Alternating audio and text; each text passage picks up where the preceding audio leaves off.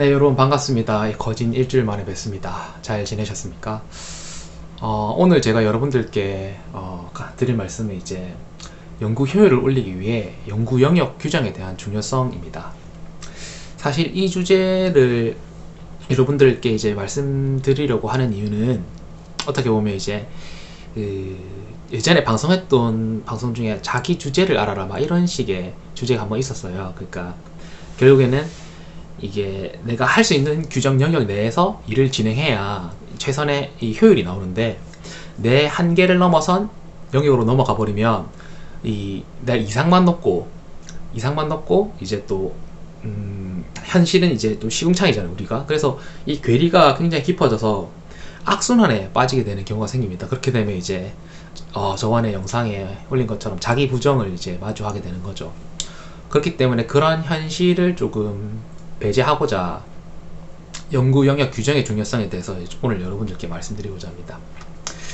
이게 연구 영역 규정에 대한 중요성이라고 하는 게, 이게 정말 영역의 규정도 되게 크게 세분화할 수 있어요. 크게 보면 이 진로 선택할 때도 볼 수 있는 사항입니다. 이게 어떻게 보면 원자력이라는 진로를 선택하셨으면 이게 융합을 하셔야 되거든요. 엄밀히 말하면. 지금부터 제가 하는 말은 굉장히 조금 나쁘게 들릴 수도 있는데 잘 들어주시길 바랍니다. 이 원자력이라고 학문은 제가 생각했을 때, 엄밀히 말했을 때, 학구적으로 얘기했을 때는 아카데믹하게는 어떻게 보면 이제 아카데믹하게는 원자력 발전의 상황으로 보면 이미 끝난 상황입니다. 제 견지에서는요. 이게 효율도 굉장히 많이 높아져 있고 다양한 시스템을 만들 수도 있고 이미 그 디자인이 나왔지만 안전성의 문제로 인해서 우리가 그걸 안 할 뿐이지, 엔지니어링 측면으로 봤을 때 할 게 많이 남아있지만 이제 하지 못하는 상황이고, 아카데믹한 상황으로 봤을 때는 이제 디테일하게 들어가면 아주 물리학을 전공해서 거의 최근에 어떤 분이 질문을 해주신 상황인데, 이 크로스 섹션, 그러니까 원자가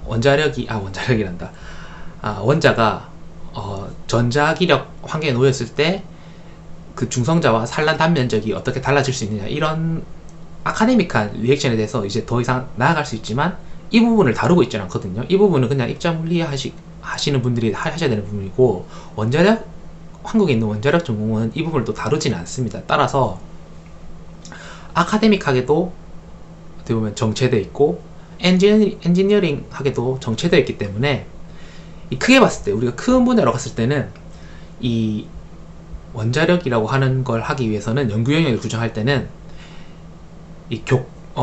학부 때 그리고 대학원 교과목 때 배우는 내용들을 기본만, 정말 그건 기본이거든요. 그냥 알아야 되는 거, 그거를 그냥 알기만 하고 기본적으로 알고 있어야 되고, 그 위에 융합을 쌓으셔야 됩니다. 크게 봤을 때는. 그러니까 저는 재료 하는 사람이니까 재료에 엣지 있는 교수님들한테 찾아가야 돼요. 그래서 최근에 어떤 공정을 써서 재료의 강도를 높이느냐, 최근에는 포스코의 기가스킬 이런 게 있거든요. 그러면 이 사람들은 이제 똑같은 건데, 어떤 학금을 첨가했을 때 철강의 강도가 높아지는데, 이 강도를 제조공법이 힘든데 제조공법을 늘리기 위해서 어떠한 방법론을 썼는지는 굉장히 엣지 테크놀로지잖아요. 근데 그건 원자력이 다루고 있지는 않지만, 여러분이 이 생산력을 가지기 위해서는 융합을 해야 되고, 그 융합을 하기 위해서는 원자력 내에 머물러 계시면 안 됩니다. 크게 봤을 때는요.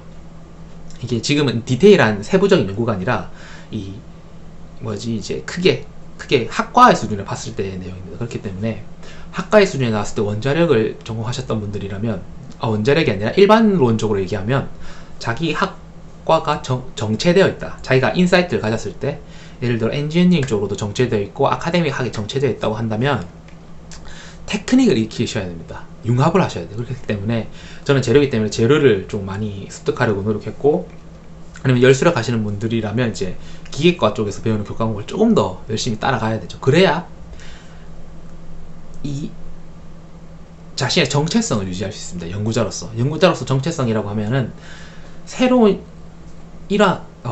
물리적 현상을 새로운 시야, 새로운 관점에서 바라볼 수 있고, 이것을 통해서 남들이 알지 못하는 이 관점을 이끌어 통해서 이 엔지니어링적으로 효율을 증가시킨다거나 아니면 이제 경제적으로 이득이 되는 방향으로 나아갈 수 있게끔 해줘야 되는 역할을 해야 되는데, 그 이미 정립되어져 있는 이 틀 안에 있다면 그걸 할 수가 없습니다. 정말 엣지로 넘어가서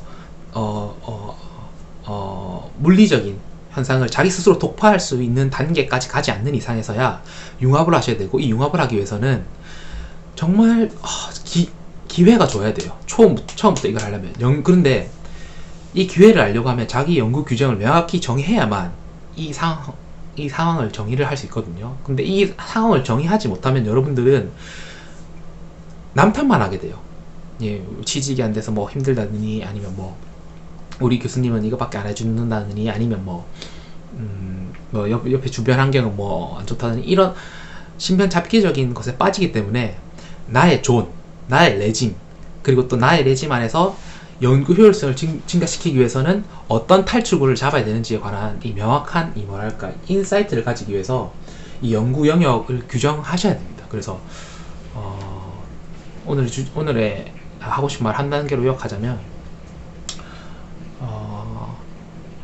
박사 효율을 좀 증가시키기 위해서는 이제 자기가 고립된 학문, 좀 정체된 학문이라면 융합을 하셔야 된다. 융합을 하시기 위해서는 자신의 지도 교수님이 뛰어나지 않다고 한다면 다른 교수님들을 찾아가야 된다. 그리고 거기서 배움을 얻으려고 굉장히 노력해야 된다. 융합을 해야 된다. 이게 어떻게 보면 오늘 제가 드릴 수 있는 하나의 주제가 되겠습니다. 네. 제가 지금 3월부터 실업수당을 받기 때문에 실업수당을 받는 동안에는 제가 가지고 있는 노하우를 최대한 정리하고 쥐어짜내서 여러분들께 이제 알려드릴 수 있도록 하겠습니다. 그럼 여러분 또 뵙도록 하겠습니다.